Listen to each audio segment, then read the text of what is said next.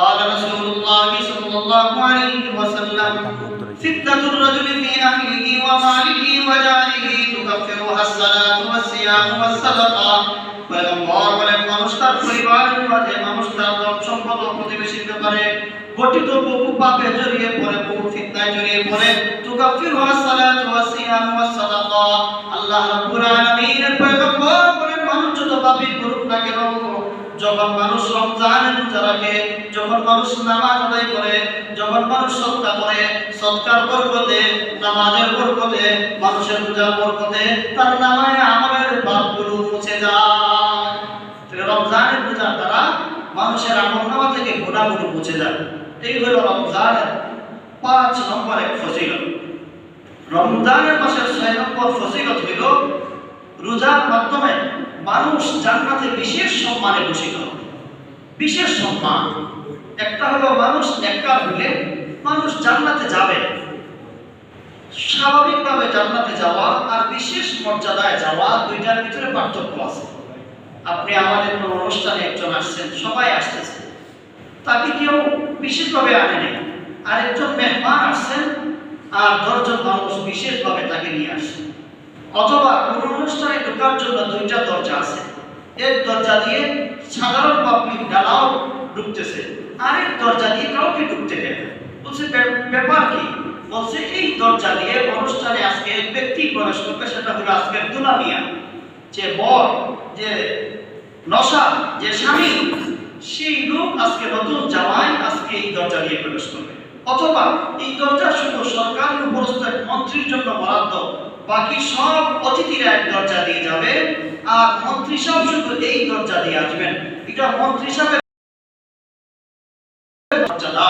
এইরকম যেমন বিশেষ এক সুযোগ থাকে, বিশেষ গেট থাকে, রাসূল করিম সাল্লাল্লাহু আলাইহি ওয়াসাল্লাম বলেন কিয়ামতের ময়দানে আল্লাহ রাব্বুল আলামিন জান্নাতীদেরকে জান্নাতের ফয়সালা দিয়ে দেওয়ার পর সবাই জান্নাতে প্রবেশ করবে, তবে যারা রোজার আমল করেছে তাদের জন্য আল্লাহ তাআলা বিশেষ এক দরজা রাখবেন। এই দরজা দিয়া রোজার আমলকারী প্রবেশ করবে, তারা ঢোকার পরে এটাকে বন্ধ করে দেওয়া হবে আর কেউ এই দরজা দিয়ে ঢুকতে পারবে না। এটা হলো রমজানের রোজা যারা রাখবে তাদের জন্য বিশেষ ফজিলত। বুখারী শরীফের 1896 নম্বর হাদিসে পয়গম্বর বলেন قال رسول الله صلى الله عليه وسلم إن في الجنة بابا يقال له الريان يدخل منه الصائمون يوم القيامة لا يدخل منه أحد غيرهم يقال أين الصائمون فيقولون لا يدخل منه أحد غيرهم فإذا دخلوا أغلقا فلم يدخل منه أحد পয়গম্বর বলেন যখন কিয়ামতের ময়দানে মানুষ জান্নাতের ফয়সালা হবে, আল্লাহ রাব্বুল আলামিন বলবেন রোজাদারদের জন্য বিশেষ মর্যাদার এক ঘোষণা আসতেছে। রমজান মাসের রোজা যারা রাখবে আল্লাহ রাব্বুল আলামিনের পয়গম্বর বলেন জান্নাতে বিশেষ দরজা আছে, বিশেষ গেট আছে, এই গেট দিয়ে শুধুমাত্র রোজাদাররা প্রবেশ করবে আর কেউ প্রবেশ করতে পারবে না। কিয়ামতের ময়দানে ঘোষণা হবে আইনা সাইমুন, যারা রমজান রোজা রাখছো দুনিয়ার জীবনে যারা রোজার আমল করেছো কোথায় তোমরা? ফায়াকুমুন, রোজাদাররা লাব্বাইক বলে দাঁড়িয়ে যাবে। রোজাদাররা ডাকে সাড়া দেওয়ার পর সেই বিশেষ দরজা দিয়ে রোজাদাররা প্রবেশ করবে। লা ইয়াদখুলু মিনহু আহাদুন গায়রুহুম, ওই দরজা দিয়ে ওই গেট দিয়ে রোজাদার ব্যতীত আর কেউ ঢুকতে পারবে না। ফাইদা দাখালু উগলিকা, সমস্ত রোজাদাররা যখন দরজা দিয়ে জান্নাতে প্রবেশ করবে জান্নাতের ওই বিশেষ দরজাকে বন্ধ করে দেওয়া হবে। ফালাম ইয়াদখুলু মিনহু আহাদুন, পৃথিবীর আর কোনো জান্নাতি ওই বিশেষ দরজা দিয়ে ঢুকতে পারবে না। এটা একমাত্র রোজাদারের ফজিলত। জান্নাতে যাবে কিন্তু বিশেষ এই মর্যাদা, যারা রোজা রাখছে তারা এই বিশেষ দরজা দিয়ে যাবে। অন্যরাও জান্নাতে যাবে, যারা রোজা রাখছে না হয়তো রব তাদেরকেও ক্ষমা করে দিয়েছেন, কিন্তু রোজা না রাখার কারণে বিশেষ মর্যাদায় এই দরজা দিয়ে ঢুকতে পারবে না। এটা হলো রোজাদারের 6 নম্বর ফজিলত। যারা রোজা রাখবে এদের আরেকটা ফজিলত হইল রোজার বরকতে তারা জাহান্নাম থেকে 70 খারিফ, কোন মুফাসসির বলেন খারিফের মতলব হইল 70 বছরের দূরত্ব তৈরি হবে। যারা রোজা রাখবে রোজার বরকতে আল্লাহ তাআলা জাহান্নামকে এই রোজাদার থেকে 70 বছরের দূরত্বে নিয়ে নেবে। জাহান্নামে তো দূরের কথা, জাহান্নাম 70 বছরের রাস্তার দূরত্বে থাকে। কোন ময়লা আবর্জনার স্তূপ যদি থাকে বন্ধ করেও যায়, তারপরেও ময়লা আবর্জনা আছে এখানে। যদি ময়লা আবর্জনা থেকে আরো অনেক দূরে যেখান থেকে গন্ধ পাওয়া যায় না, তারপরেও যদি সে নাক বন্ধ করে, তাহলে তার নাকের ভিতরে এই দুর্গন্ধ ঢোকার কোনো প্রশ্নই আসে না। রব্বুল আলামিন যেন তাদের সম্মানার্থে জাহান্নামকে 70 বছরের রাস্তার দূরত্বে নিয়ে আনবে।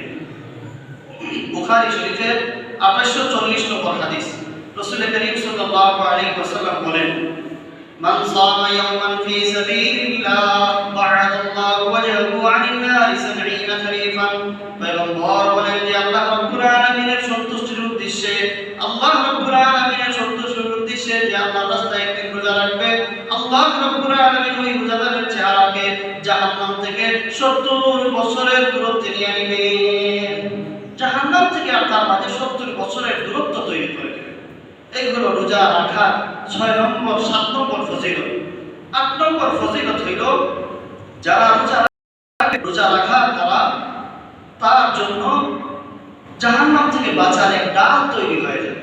রোজা জাহান্নামের আযাব থেকে বাঁচার জন্য ডাল শুরু। যারা যুদ্ধে অবতীর্ণ হয়, যুদ্ধ করে, লড়াই করে, ঝগড়াঝাটিতে লিপ্ত হয়ে যায়, তখন প্রতিপক্ষের আক্রমণ থেকে বাঁচার জন্য ডাল ব্যবহার করে। আল্লাহ রাব্বুল আলামিনের পয়গম্বর বলেন, রোজা হলো মানুষের জাহান্নাম থেকে বাঁচার জন্য ডাল শুরু। রাসূল বলেন, আসিয়াম জুন্নাতুন মিনান নার কাজুন্নাতি আহাদিকুম মিনাল কিতাল। রোজা মানুষের জন্য জাহান্নাম থেকে বাঁচার জন্য ডাল শুরু। যেভাবে কোনো মানুষ যদি যুদ্ধে অবতীর্ণ হয়, যুদ্ধে লড়াইয়ের সময় যেমন প্রতিপক্ষের শত্রুর আক্রমণ থেকে বাঁচার জন্য ডাল ব্যবহার করে, কোন মুমিন বান্দা যদি রোজা রাখে, রোজা মুমিন বান্দার জন্য জাহান্নামের আগুন থেকে বাঁচার জন্য ডাল স্বরূপ ব্যবহার হয়, ডাল হিসেবে কাজ করবে। এটা হলো রোজাদারের 8 নম্বর ফজিলত গেল যে রোজা রাখলে বান্দা রোজার বরকতে জাহান্নাম থেকে বাঁচার জন্য এক ডাল হয়ে যায়। ডাল থেকে বাঁচতে, জাহান্নামের আযাব থেকে বাঁচতে পারবে। আরেক হাদিসে এই সম্পর্কে রাসূল বলেন, আসিয়ামু জুন্নাতুন মা লাম ইয়াখরিকহা। রোজা এটা হলো ডাল স্বরূপ যতক্ষণ পর্যন্ত এটাকে ভেঙে ফেলে, ছিদ্র করে ফেলে। রোজাকে যদি ভেঙে ফেলে কেউ, ছিদ্র করে ফেলে, তাহলে এটা জাহান্নামের আযাব থেকে বাঁচাইতে পারবে না।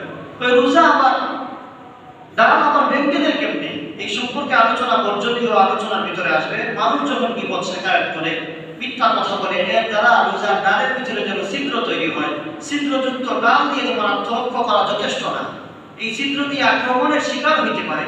অনুরূপভাবে যারা রোজার হক আদায় করবে না, যেন তারা তাদের এই জাহান্নাম থেকে বাঁচার ডালকে ছিদ্র করে ফেললো, ভেঙে ফেললো।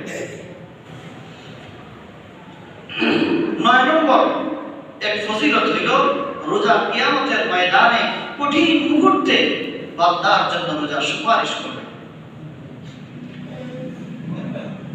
হাদিস শরীফে আসছে, আল মুস্তাদরাক লিল হাকিম এর 2036 নম্বর হাদিস, রাসূল করিম সাল্লাল্লাহু আলাইহি ওয়াসাল্লাম বলেন, আসসিয়াম ওয়াল কুরআন ইয়াশফাআনি লিল আবদি ইয়াকুলু আসসিয়াম রব্বি ইন্নী মানা'তুহু আত-তা'আমা ওয়াশ-শাহাওয়াত বিন-নাহার ফাশফি'নি ফীহি ওয়া ইয়াকুলু আল-কুরআন মানা'তুহু আন-নাওমা বিল-লাইলি ফায়ুশফা'আন।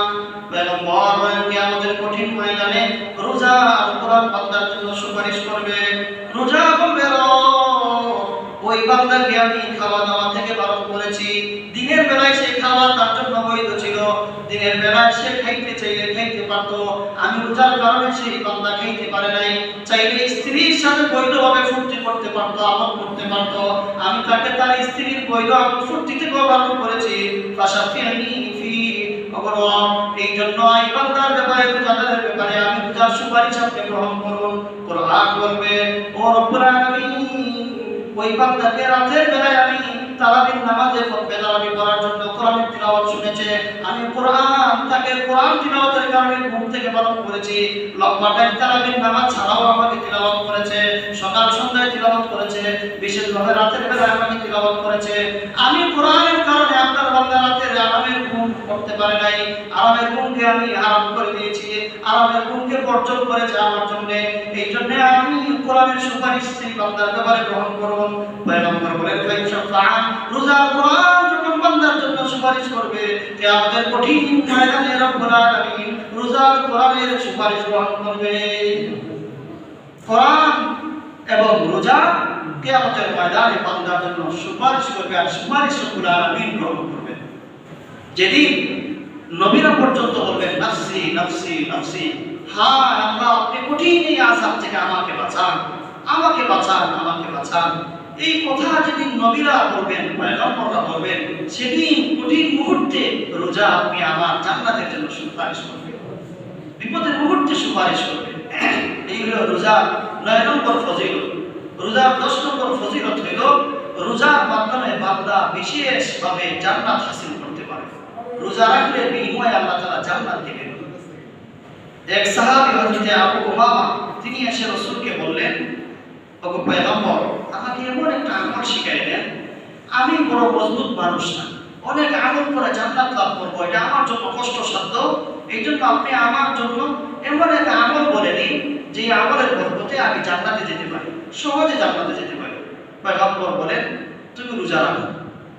সাহাবী বলেন, আমি দ্বিতীয়বার আবার প্রশ্ন করলাম যে পয়গম্বর আমাকে এমন একটা আমল বলে দিন যে আমলের বরকতে আমি জান্নাতে যাব। পয়গম্বর আবারও বললেন, আবু উমামা তুমি রোজা রাখো। হাদিস শরীফে আছে মুসনাদে আহমদের 22,149 নম্বর হাদিস। রাসূল বলেন, আন আবি উমামা রাদিয়াল্লাহু তাআলা আনহু قال قلت للنبي صلى الله عليه وسلم مرني بعمل يدخلني الجنة قال عليك بالصيام فإنه لا عد له ثم أتيته الثانية فقال لي عليك بالصيام।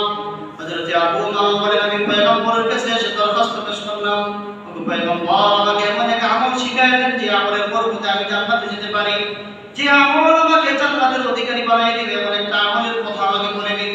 পয়গম্বর বললেন, আলাইকা বিসসাওম, আবু উমামা তুমি রোজা পালন করো, রোজার বরকতে তুমি জান্নাতি হয়ে যাবে। হযরত আবু উমামা বলেন, সুম্মা আতাইতুহু বিসানিয়া, আমি দ্বিতীয়বার পয়গম্বরের কাছে আসলাম। পয়গম্বরের কাছে এসে বললাম, ওগো পয়গম্বর আমাকে আবার একটা আমল বলে দিন যে আমলের বরকতে আমি জান্নাতের অধিকারী হয়ে যেতে পারবো।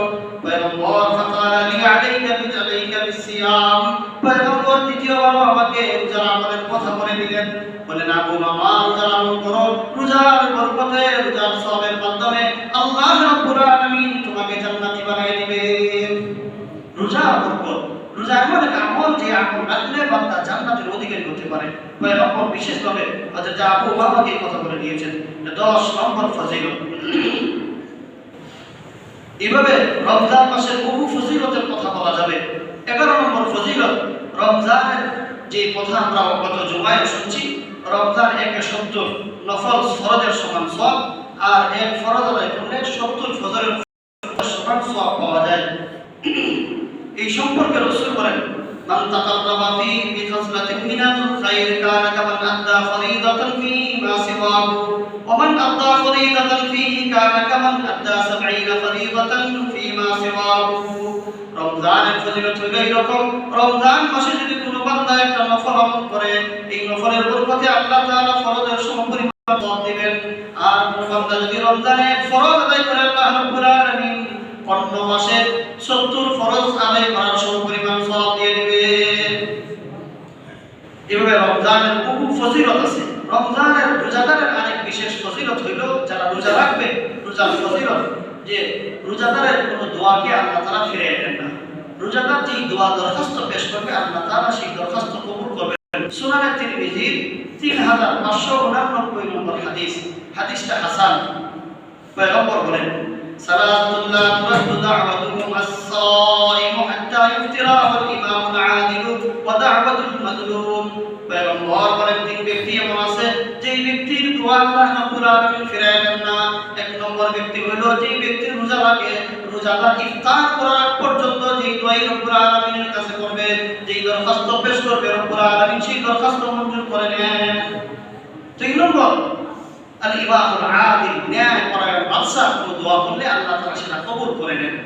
3 নম্বর দাওয়াতুল মাজলুম, কোন মাজলুম জুলুমের শিকার ব্যক্তি, মাজলুম যদি আল্লাহ রাব্বুল আলামিনের কাছে দোয়া করে, বদদোয়া করে, আল্লাহ তাআলা সেটা কবুল করে নেন। আর এক হাদিসে সাইম এর জায়গায় মা আল্লাহর কথা আছে।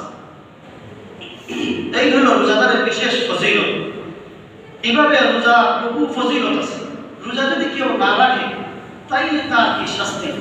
পয়গম্বর হাদিসের মধ্যে বলেন, যদি ইচ্ছাকৃতভাবে কেউ রোজা না রাখে তাহলে সে কাফের হয়ে যাবে। কারণ রোজা ইসলামের অকাট্য 5 স্তম্ভের এক স্তম্ভ হইল রোজা। কেউ যদি ইচ্ছাকৃতভাবে রোজাকে অস্বীকার করে না রাখে তাহলে সে কাফের হয়ে যাবে। আর যদি রোজা এটা ফরজ বিধান বুঝে জানে বিশ্বাস করে কিন্তু নফসের তাড়নায় পড়ে, শয়তানের ধোঁকায় পড়ে সে নিজের খাহেশাতকে পূরণ করার জন্য রোজা রাখলো না, তাইলে তার ব্যাপারে রাসূল কি বলেন? রাসূল বলেন, মান আফতারা ইয়াওমান মিন রমাদান মিন গায়রি রুখসাতিন ওয়ালা মারাদিন লাম ইয়াকজি আনহু সাওমুদ দাহরি কুল্লি। পয়গম্বর বলেন, কোন বান্দা যদি, কোন মানুষ যদি রমজানের রোজা ইচ্ছাকৃতভাবে বর্জন করে আর এই রমজানের রোজার কাফারা যদি সে আদায় করার জন্য 1 মাস না, 1 দিন না, 1 বছর না, 1 যুগ যদি সেই কাফারা এক রোজার বদলতে কাফারা সে 5 বছরের জন্য রোজা রাখে, পয়গম্বর বলেন 1 যুগ ধরে পর্যন্ত যদি রোজা রাখে এই রমজানের একদিনে রোজার বদল হবে না।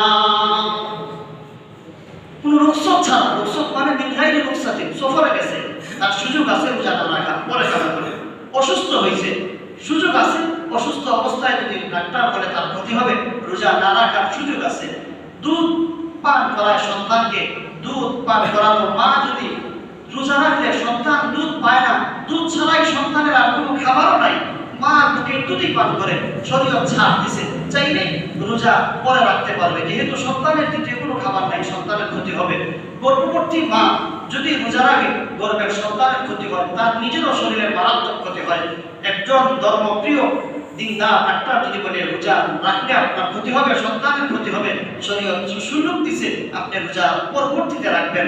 এইরকম সুযোগ ছাড়া, এইরকম কোনো অসুস্থতা ছাড়া কোনো বান্দা যদি ইচ্ছাকৃতভাবে রমজানের রোজাকে ছেড়ে দেয় আর সেই রোজার ক্ষতি ঘাটতি পূরণের জন্য কাফারা হিসাবে 1 যুগ যদি রোজা আদায় করে, 1 যুগের রোজা ও রমজানের 1 রোজার সমান কাফারা হবে। কি পরিমাণ রমজানের রোজার গুরুত্ব! এই রমজান মাসে কিছু আমল আছে, করণীয় আমল আছে, কিছু বর্জনীয় আমল আছে। রমজান মাসে প্রথম নম্বর আমল হইল রমজান মাস শাবান মাসের শেষের চাঁদ দেখা, এটা হইল একটা সুন্নাত আমল। পুরা উম্মতের মধ্যে বিশেষ এক শ্রেণী দেখা হইল ফরজে কিফায়া। যারা জানাজার নামাজ ফরজে কিফায়া, কেউ যদি না করে মহল্লার সবাই গুনাহগার হয়, যদি কয়েকজন পরে দাফন করে দেন তাহলে সবাই গুনাহ থেকে বেঁচে যায়। এইভাবে চাঁদ দেখা এটা হলো মুসলিম উম্মার জন্য ফরজে কিফায়া। যদি বিশেষ এক দল চাঁদ দেখে, চাঁদ দেখা কমিটিটা আদায় করে দেন, সবাই এটা থেকে মুক্ত হয়ে যায়। এরপরও রমজানের চাঁদ দেখা এটা রাসূলের সুন্নাত দেখা আমল। রাসূল করিম সাল্লাল্লাহু আলাইহি ওয়াসাল্লাম বলেন, সহিহ বুখারী হাদিস, সুমু লিরুয়াতিহি ওয়া আফতিরু লিরুয়াতিহি। রোজা দেখে, চাঁদ দেখে তোমরা রোজা রাখো আর চাঁদ দেখে তোমরা ইফতার করো। চাঁদ দেখে ইফতার করো মানে রমজানের ঈদ, রমজান পরবর্তী ঈদ চাঁদ দেখে পালন করো, রোজা ভাঙো এবং রোজা রাখো চাঁদ দেখে। এই জন্য এটা বিশেষ এক আমল, চাঁদ দেখার আমল। এই সম্পর্কে, চাঁদ দেখা সম্পর্কে রাসূল দোয়া করেছেন, আল্লাহুম্মা আহলিলহু আলাইনা বিল ইউমনি ওয়াল ঈমান ওয়াস সালামাতি ওয়াল ইসলাম রাব্বি ওয়া রাব্বুকুল্লাহ।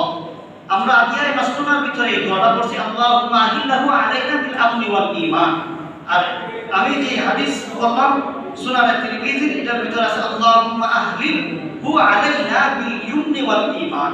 আর আমরা আদিয়ায় মাসনুনায় করছি বিল আমনি ওয়াল ঈমান। এজন্য অনেকে আজকে আমার কাছ থেকে শুনলে বলবেন হয়তো আমি ভুল করছি না আপনি ভুল করছেন। ঘটনা হলো উভয়ভাবেই হাদিসে ইবারত আসছে। এটা হলো রমজান শাবান মাসে রমজানের জন্য।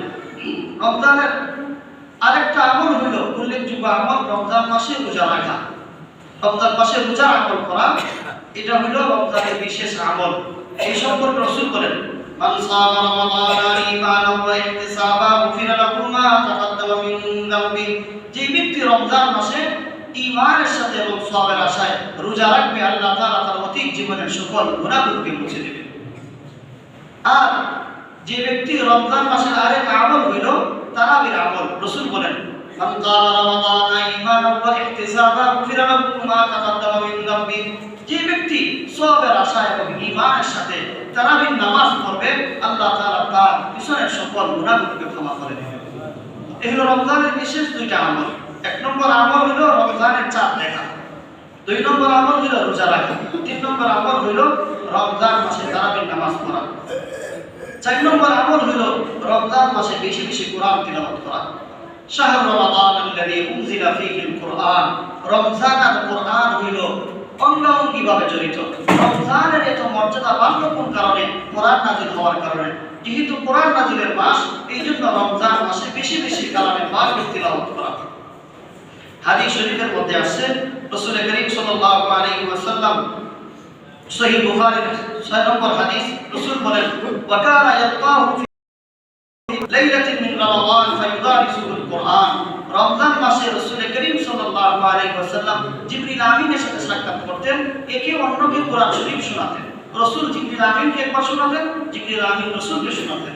এই জন্য রমজান মাসে বেশি বেশি কালামে পাকের তিলাওয়াত করা এটা রমজানের এক বিশেষ আমল।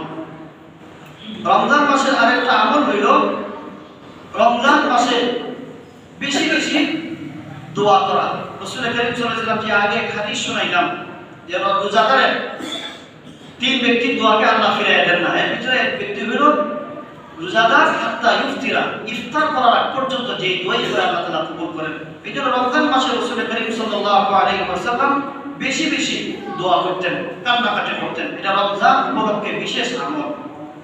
রাসূল করিম সাল্লাল্লাহু আলাইহি ওয়াসাল্লাম আরেকটা আমল হলো রমজান মাসে বেশি বেশি দান করতেন। হাদিস শরীফে আসছে কানা রাসূলুল্লাহ সাল্লাল্লাহু আলাইহি ওয়াসাল্লাম আজওয়াদান নাস, রাসূল মানুষের মধ্যে সবচেয়ে বেশি দানশীল মানুষ, বেশি দান করতেন। তো রাসূলের তো সম্পদ ছিল না, রাসূল কি দান করতেন? রাসূল তো এক বেলা খাইলে আরেক বেলা খাওয়ার বস্তু ছিল না, কি দান করতেন? রাসূল পৃথিবীর শ্রেষ্ঠ জিনিস দান করতেন। রাসূল মানুষকে মানুষত্ব শিখাইতেন, রাসূল মানুষকে ওহীর জ্ঞান দিয়ে দিতেন, মানুষকে বিরামহীন ইলমে ওহীর জ্ঞান দিতেন। আজওয়াদান নাস ছিলেন, সবচেয়ে বেশি দান করতেন। এটা যেমন আছে টাকা পয়সাও বেশি দান করতেন। রাসূলের চেয়ে এত বড় দানবীর আর কেউ নাই। দানবীর বড় হওয়ার মাপকাঠি কি? টাকার পরিমাণ দিয়ে নয়, দানবীর হওয়ার পরিমাণ হলো তার সামর্থ্য অনুযায়ী ধনের পরিমাণ দিয়ে। একজন কোটি টাকার মালিক মসজিদে দান করছে, আর একজন 10,000-এর মালিক সে 5,000 দান করছে। দানবীর বড় কি? দানবীর পরিমাণ দিয়ে নয়, তার সামর্থ্যের পরিমাণ দিয়ে। সামর্থ্যের ভিতরে রাসূল সবচেয়ে বেশি দানশীল ছিলেন।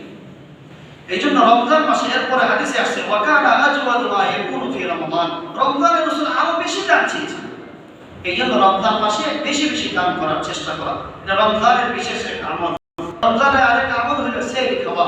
রাসূল বলেন তাসাহহাউ ফা ইন্না ফি সুহুরি বারাকা, তোমরা সেহরি খাও, সেহরির ভিতরে বরকত আছে। পেট ভরে খাওয়া এটা বরকতের জন্য শর্ত না।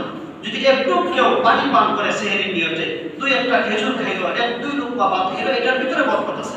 সেহরি খাওয়া, এই জন্য সেহরি খাওয়া এটা হলো রমজানের আরেকটা আমল। এটার ভিতরে বরকত আছে, কিন্তু বরকত থেকে মাহরুম না হওয়া। এবং আরেকটা আমল হলো সেহরি বিলম্বে খাওয়া আর ইফতার তাড়াতাড়ি করা। সময় হয়ে গেছে তখন বিলম্ব না করা, ইফতার করে না। এই ব্যাপারে রাসূল করিম সাল্লাল্লাহু আলাইহি ওয়াসাল্লাম বলেন, বুখারী শরীফের হাদিস, লা তাযালু উম্মতি বিখাইরিন মা আখারুস সুহুর ওয়া আজজালুল ফিতর। রাসূল বলেন যে আমার উম্মত কল্যাণ থেকে দূরে সরবে না যে পর্যন্ত না তারা ইফতার সেহরিকে বিলম্ব করবে। আখারুস সুহুর অর্থাৎ শেষ ওয়াক্তে এসে তারা সেহরি খাবে, ওয়া আজজালুল ফিতর এবং ইফতার করবে তাড়াতাড়ি। তাড়াতাড়ি ইফতার করবে মানে সময় হয়ে গেছে তখন আর দেরি করবে না, তাড়াতাড়ি ইফতার করে ফেলবে। এটা হলো বরকত, কল্যাণ সৌভাগ্যবান হওয়ার জন্য রাসূলের বলে দেওয়া আমল। রমজান মাসে রাসূল করিম সাল্লাল্লাহু আলাইহি ওয়াসাল্লাম বিশেষ একটা আমল করতেন। এই আমল বলে আমি এই আমলের কথা শেষ করে দেব। একটা আমল এক হাদিসের ভিতরে চারটা আমল একসঙ্গে বলছেন। রাসূল বলেন ফাস্তাগফিরু ফি মিন আরবা'i খিসাল, শাহাদাতু আন লা ইলাহা ইল্লাল্লাহ ওয়া তাস্তাগফিরু লাহু ফাতাসআলুনা আল্লাহাল জান্নাহ ওয়া তাউযুনা বিহি মিনান নার। পয়গম্বর বলেন তোমরা রমজান মাসে চারটা আমল বেশি বেশি করো। এক নম্বর আমল হইল তোমরা কালিমায়ে তাইয়্যিবা জিকির বেশি করো। দুই নম্বর আমল হইল আল্লাহ রাব্বুল আলামিনের কাছে নিজের পাপের জন্য ক্ষমা চাও। তিন নম্বর আমল হইল তোমরা আল্লাহর কাছে জান্নাত চাও। চার নম্বর আমল হইল জাহান্নাম থেকে পানা চাও। এটা হলো রমজান মাসের বিশেষ চারটা আমল রাসূল করতেন আমাদের জন্য। রমজান মাসের বিশেষ আরেকটা আমল হইল রমজানের শেষের দশকে ইতিকাফ করা। ইতিকাফের ফাজাইল আমরা ইতিকাফের আগের জুমায় ইনশাআল্লাহ শুনবো। রমজানের বিশেষ এক আমল, কারণ রমজানের ফজিলত বাড়ছে শবে কদরের কারণে। আর শবে কদরের কথা রাসূল বলেন শেষের দশকে বেজুর রাত্রিতে, এটা পাওয়ার জন্য ইতিকাফের কোনো বিকল্প নাই। যদিও আমরা সময় উপস্থিত সময় ইতিকাফের কথা বললে অনেকে মানসিকভাবে ইচ্ছা থাকা সত্ত্বেও বসতে পারেন না। এই জন্য রমজান আসার আগে মানসিকভাবে, পারিবারিকভাবে, শারীরিকভাবে প্রস্তুতি নেন। ইনশাআল্লাহ এই রমজানের শেষে ইতিকাফ করব। হায়াত আর পরে রমজান পাই তো বলা যায় না। এটা হলো রমজানের বিশেষ একটা আমল। এইগুলো রমজানের করণীয় সম্পর্কে কয়েকটা কথা বললাম, বর্জনীয় সম্পর্কে কয়েকটা হাদিসের অর্থ শোনাই আমি আলোচনা শেষ করে দেব। রমজানের গুরুত্বপূর্ণ একটা বর্জনীয় বিষয় হলো যে রমজান মাসে গীবত শিকায়ত থেকে বেঁচে থাকা এবং রমজান মাসে ঝগড়াঝাটি থেকে বেঁচে থাকা। রাসূল করিম সাল্লাল্লাহু আলাইহি ওয়াসাল্লাম হাদিসের মধ্যে বলেন, লাইসা সিয়ামু মিনাল আকলি ওয়াশ-শুরবি ইন্নামা সিয়ামু মিনাল লাগwi ওয়াল-রাফাস ফাইন সাবাকা আহাদুন আও জাহিলা আলাইকা ফাস্তাকুল ইন্নী সাইমুন। যে শুধুমাত্র খানা আর পান করা থেকে বিরত থাকা, খাওয়া না খেয়ে থাকা, না পান করা, এটার নাম রোজা না। ইন্নামা সিয়ামু মিনাল লাগwi ওয়াল-রাফাস, অনর্থক কথা, কোনো জরুরত নাই, কোনো প্রয়োজন নাই, অপ্রয়োজনীয় কথাবার্তা থেকে বেঁচে থাকা, অশ্লীল কথা থেকে বেঁচে থাকা, এটার নামও হলো রোজা। যদি ফাইন সাবাকা আহাদুন, কেউ তোমাকে গালি দিল, আও জাহিলা আলাইকা, তোমার সাথে মূর্খতাপূর্ণ আচরণ করলো, এটা সঠিক ব্যবহার করে নাই, এটা সম্পূর্ণ অন্যায়, মূর্খতাপূর্ণ আচরণ করে, তাহলে তুমি বলে দাও ফাস্তাকুল ইন্নী সাইমুন, এই কথা বলে দাও যে আমি রোজাদার ভাই, আপনি আমার সাথে দুর্ব্যবহার করছেন, এর বিনিময়ে আমি আপনার সাথে দুর্ব্যবহার করবো না, কারণ কি আমি রোজাদার হয় আমি এই জাতীয় কাজ করতে পারি না, এই কথা বলে দাও। তাইলে রোজা রাখা, যে রোজাদার তার জন্য বর্জনীয় আমল হলো ঝগড়া ছাড়তে হবে এবং অনর্থক কথা ছাড়তে হবে। আরেক হাদিসে রাসূল বলেন, ইযা সুমতা ফালিয়াসুম সামউকা ওয়া বাসারুকা ওয়া লিসানুকা আনিল কাযিবি ওয়াল মাহাদিম ওয়া দা'আদাল খাদিম ওয়া লিয়াকুন আলাইকা ওয়াতারুন ওয়া সাকিনাতুন ইয়াওমা সিয়ামিক ওয়া লা তাজআল ইয়াওমা ফিতরিকা ওয়া সাওমিকা সাওয়া। যে তোমার কান যেন রোজা রাখে, তুমি যখন রোজা রাখবে, ফালিয়াসুম সামউকা, তোমার কানও যেন রোজা রাখে, ওয়া বাসারুকা, তোমার চোখ যেন রোজা রাখে, ওয়া লিসানুকা, তোমার জবান যেন রোজা রাখে, আনিল কাযিব, মিথ্যা কথা থেকে, ওয়াল মাহারিম, সব হারাম জিনিস থেকে, ওয়া দা'আদাল খাদিম, তোমার যে সেবক আছে, কর্মচারী আছে, তাকে কষ্ট দেওয়া থেকেও তুমি রমজান মাসে বিরত থাকো। অন্য মাসে যদিও বৈধভাবে তাকে ধমক দেওয়ার সুযোগ ছিল, রমজানের বরকতে এটা থেকেও তুমি নিজেকে সংযমতা অবলম্বন করো, বেঁচে থাকো।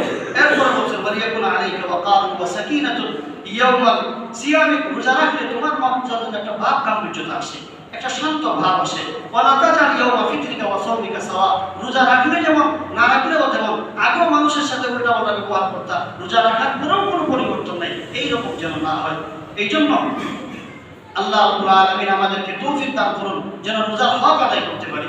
অনর্থক কথা, অযথা কথা, মিথ্যা কথা, ঝগড়াঝাটি, এগুলো থেকে আল্লাহ তাআলা আমাদেরকে হেফাজত করুন। যে কথাগুলো রমজানের করণীয় এবং বর্জনীয় সম্পর্কে বললাম, আল্লাহ তাআলা রমজান মাসে এগুলো আমল করার তৌফিক দান করুন।